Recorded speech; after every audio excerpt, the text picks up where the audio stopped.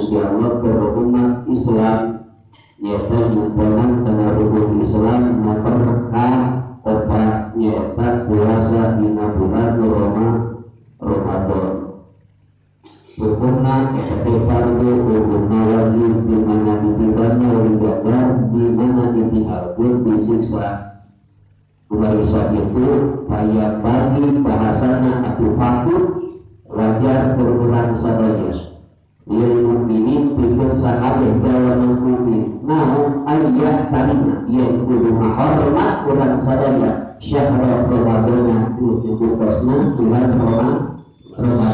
Kunaon cara ngahormat dina sasi Ramadan memang pirang-pirang perkara anu biasa makruh kurang dilaksanakeun.